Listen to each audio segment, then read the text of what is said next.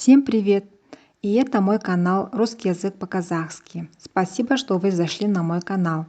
Сегодня хочу познакомить вас с великим русским поэтом Александром Сергеевичем Пушкиным. Александр Пушкин – великий русский поэт, прозаик, драматург, один из самых авторитетных литературных деятелей первой трети XIX века. Александр Сергеевич Пушкин родился 6 июня по старому стилю 26 мая 1799 года в Москве в дворянской помещичьей семье. Прадедом по матери был африканец Абрам Петрович Ганнибал, воспитанник и слуга царя Петра I. Родители поэта Сергей Львович и Надежда Осиповна, кроме Александра, также воспитывал дочь Ольгу и сына Льва. В раннем детстве Пушкин часто гостит у своей бабушки в подмосковном селе Захарове. Здесь он знакомится с няней Ариной Родионовной, которая стала ему близким человеком на всю жизнь. В 1811 году, когда Александру исполнилось 12 лет, его отвезли в Царско-сельский лицей под Петербургом, новое, только что открывшееся учебное заведение. С первых лет работы оно отличалось камерной творческой атмосферой.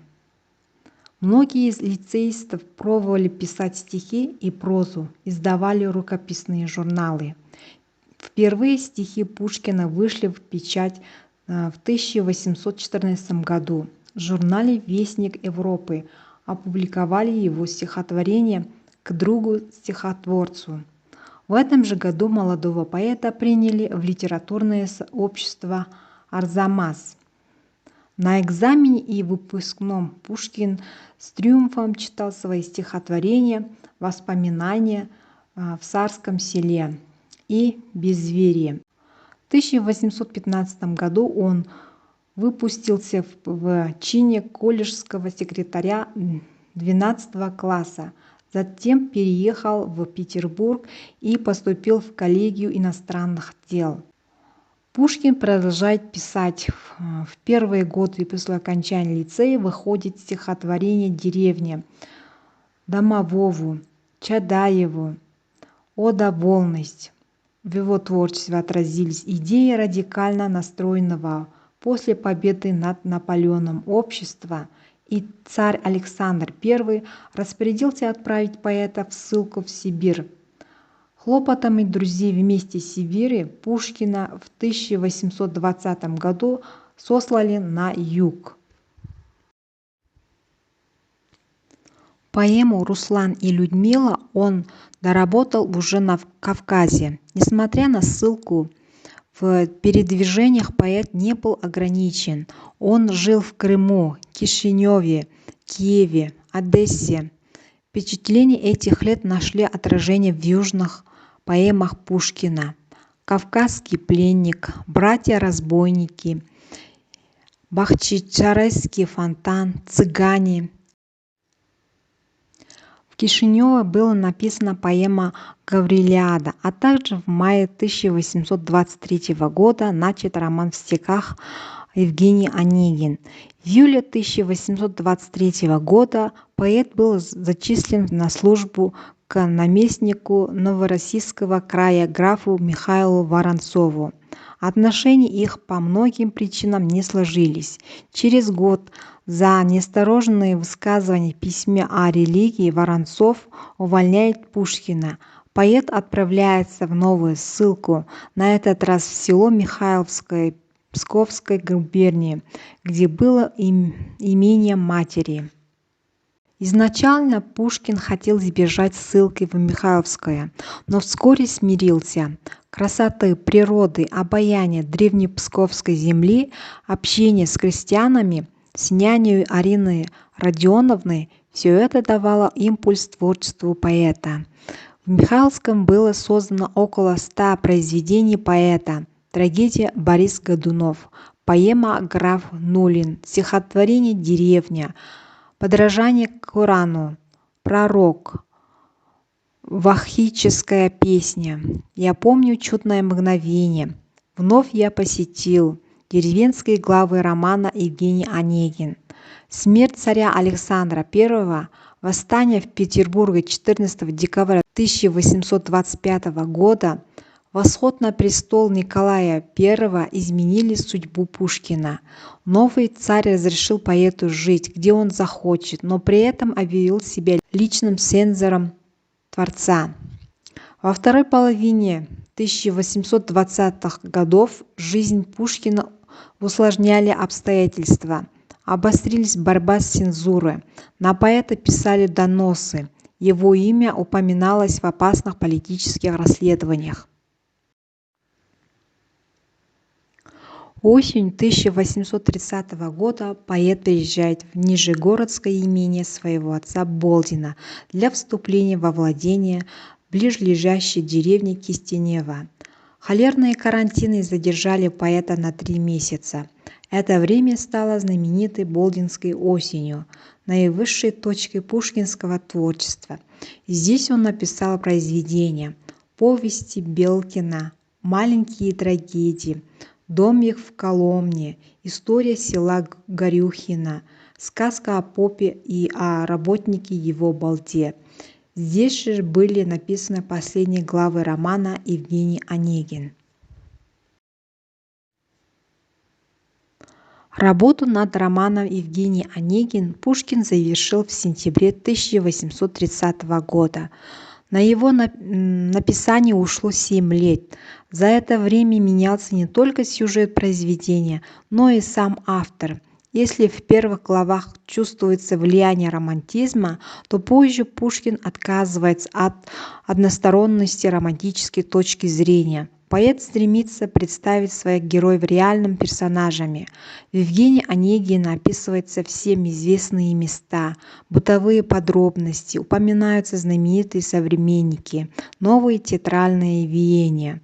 Роман, за исключением писем Татьяны и Онегина, написан собой новаторской онегинской строфой. Самое крупное художественное произведение поэта оказало судьбоносное влияние на русскую литературу. Белинский назвал роман энциклопедией русской жизни начала XIX века, а сам Александр Сергеевич определял свой труд как подвиг.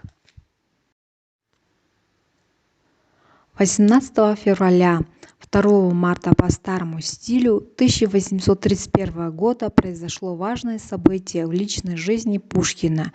Он обвенчался со своей возлюбленной Натальей Гончаровой. Тогда еще 16-летнюю красавицу Наталью Гончарову Пушкин впервые увидел на балу в декабре 1828 года и влюбился с первого взгляда. Уже через несколько месяцев поэт приехал в дом Гончаровых свататься, но родители невесты дали согласие на свадьбу только через 3 года. Молодожены были сначала в Москве, затем в Царском Селе.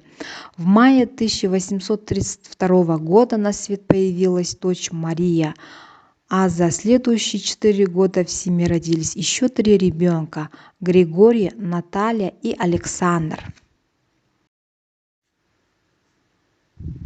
Содержать семью Пушкину было непросто. Переехав в Петербург, Александр Сергеевич вновь поступает на службу.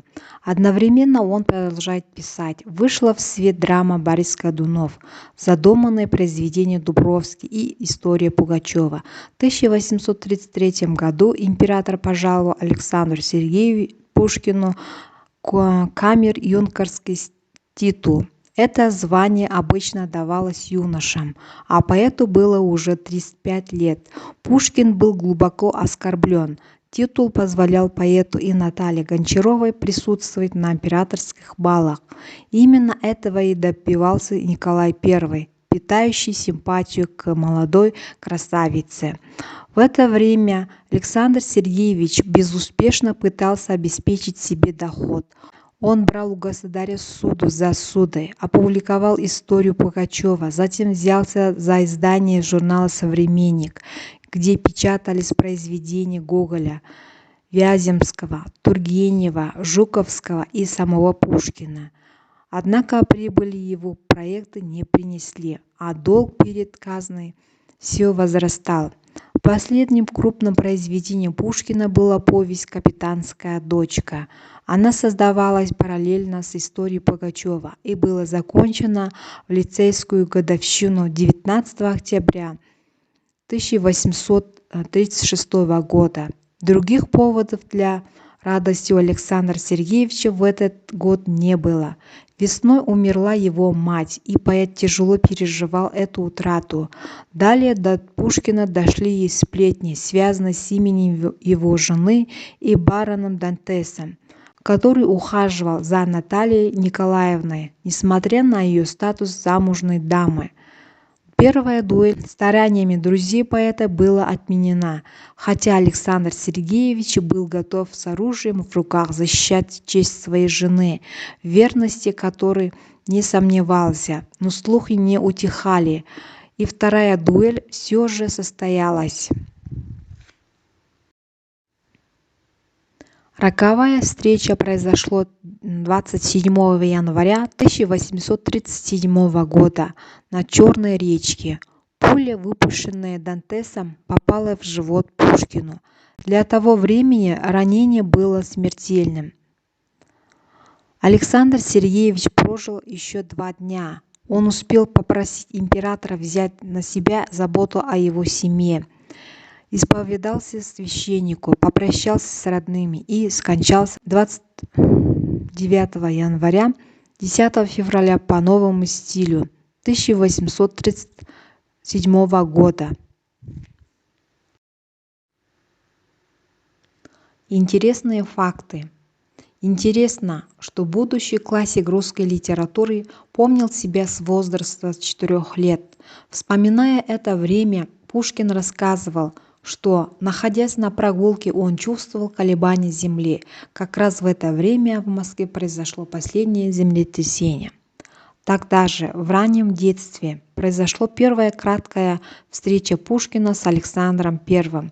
Гуляя с няней, маленький Саша чуть не угодил под копыта коня императора. Трагедии удалось избежать. Александр удержал коня. Александр Сергеевич Пушкин настолько любил книги, что собрал в домашней библиотеке более 3500 экземпляров. Он также был полиглотом, знал много иностранных языков, среди которых французский, греческий, латынский, немецкий и некоторые другие. Кроме творчества, в жизни Пушкина было еще 2 больших увлечения – женщины и азартные игры. Обладая особым шармом и обаянием, он притягивал к себе особ женского пола. Первая влюбленность у поэта случилась еще в 16 лет. С тех пор и до конца своей жизни Пушкин питал особые чувства к женщинам. Он также был заядливым картежником, из-за этого поэт часто влезал в долги.